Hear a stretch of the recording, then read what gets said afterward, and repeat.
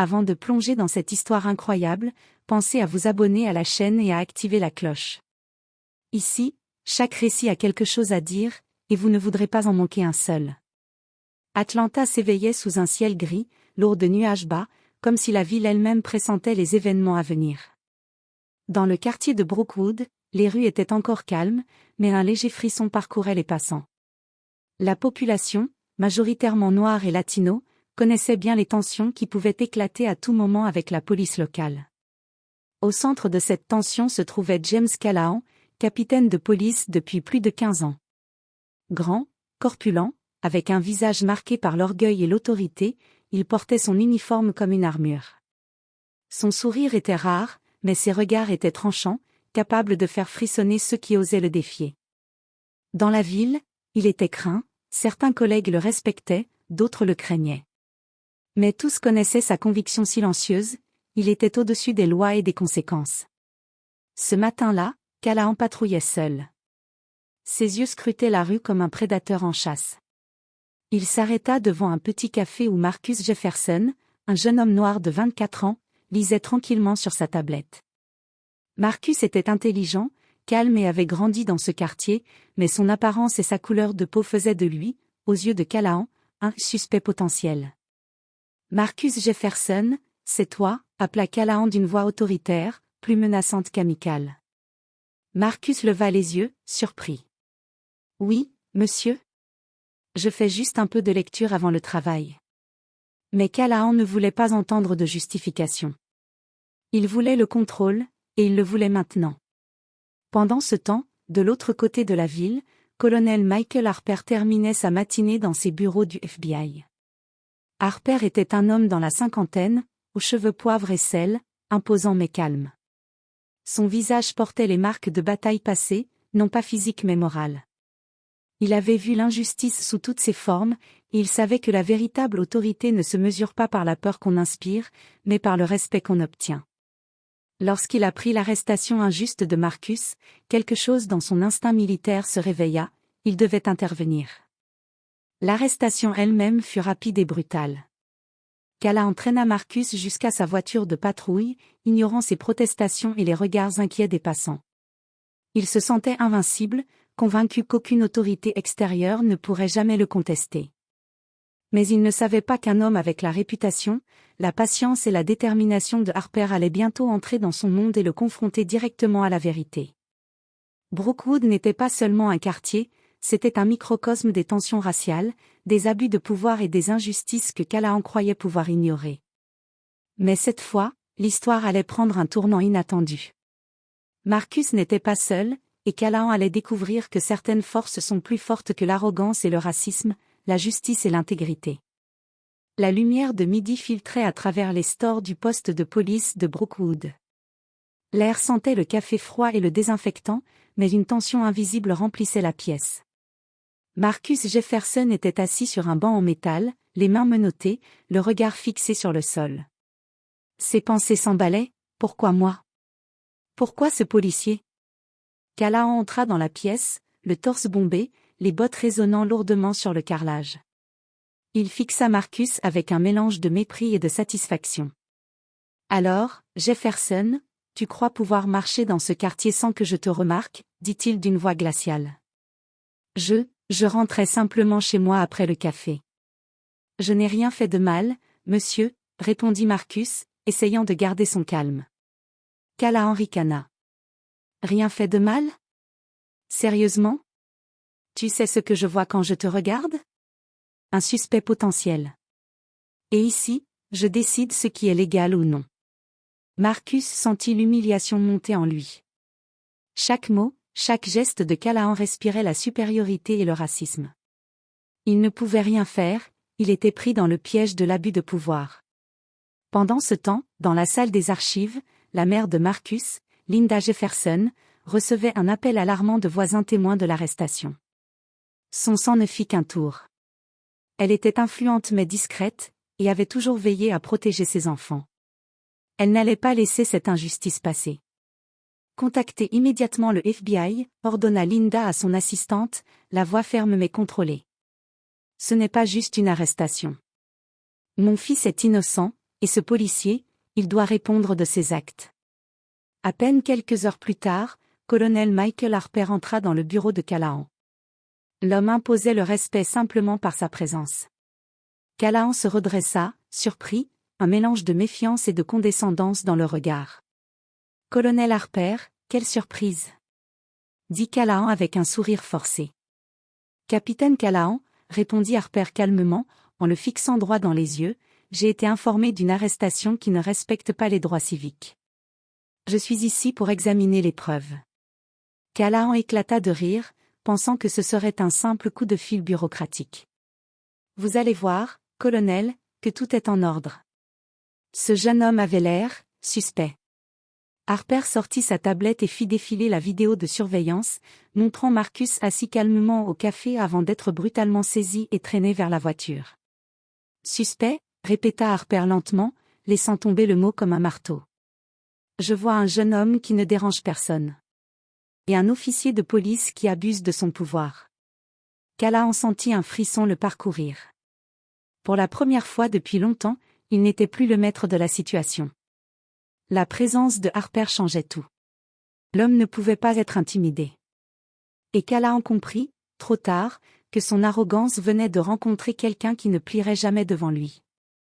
La confrontation était à peine commencée, mais l'équilibre des forces venait de changer. Marcus n'était plus seul. Et Callahan allait découvrir que certaines vérités sont implacables, peu importe combien on croit pouvoir les ignorer. Le lendemain matin, le soleil d'Atlanta filtrait à peine à travers un ciel grisâtre. Au poste de Brookwood, l'atmosphère était lourde. Les murmures des agents s'arrêtaient dès que Callahan passait, mais derrière cette façade de contrôle, une nervosité inhabituelle se lisait dans ses yeux. Colonel Michael Harper entra dans le hall avec sa démarche calme mais autoritaire. L'instant où il posa le pied dans le bureau de Callahan, tout sembla ralentir. Les agents présents ressentirent la puissance tranquille de sa présence. Ici, la loi n'était pas un jeu. Callahan, toujours arrogant, croisa les bras et fit mine de sourire. « Alors, colonel, vous pensez vraiment qu'un simple caporal du FBI va bouleverser ce que je fais tous les jours ?» dit-il d'un ton moqueur. Harper s'avança, les yeux perçants. « Ce n'est pas une question de pensée, capitaine. Ce que vous avez fait est illégal, et je vais m'assurer que justice soit faite. » Puis Harper sortit son dossier et projeta la vidéo de surveillance sur le mur. Chaque agent qui la regarda sentit le malaise de Callahan grandir, on y voyait Marcus Jefferson, calme, assis à sa table, et Callahan l'attrapait violemment, l'emmenait jusqu'à sa voiture en ignorant ses protestations. « Vous voyez cela ?» demanda Harper, sans élever la voix mais avec une intensité implacable. « Un jeune homme qui ne dérange personne. Et vous, vous avez dépassé vos prérogatives. » Callahan balbutia. « Eh bien, c'est mon jugement, je... » Mais Harper le coupa net. « Votre jugement ne vous donne pas le droit de violer les droits civiques d'un citoyen. Pas ici.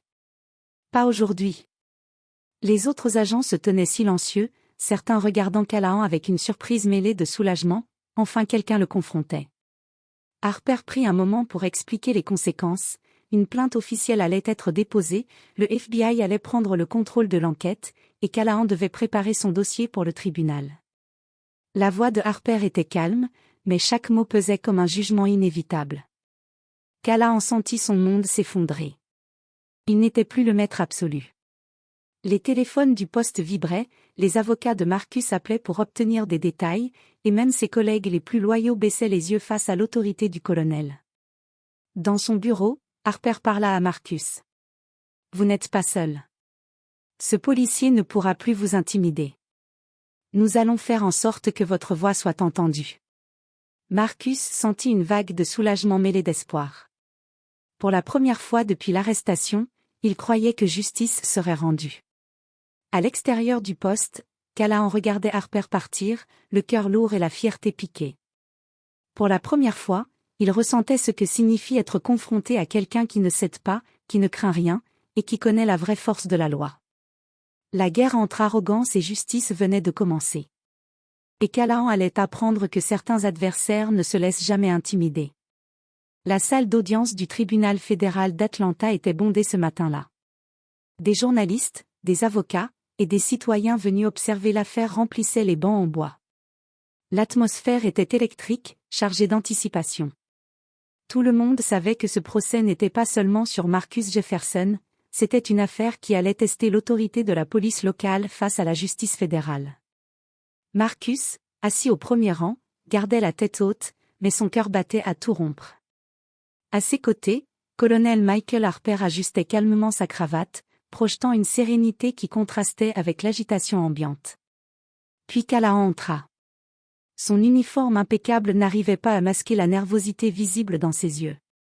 Pour la première fois depuis longtemps, il n'avait plus le contrôle de la situation.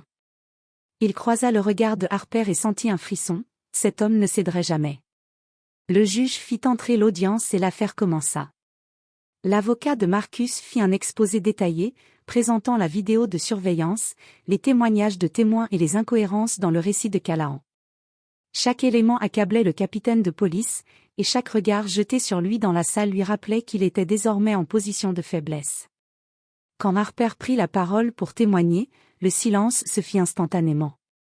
Sa voix était calme, mais chaque mot résonnait comme un verdict. Votre honneur, ce n'est pas simplement une question de procédure. Ce que nous voyons ici est un abus de pouvoir manifeste, motivé par des préjugés raciaux.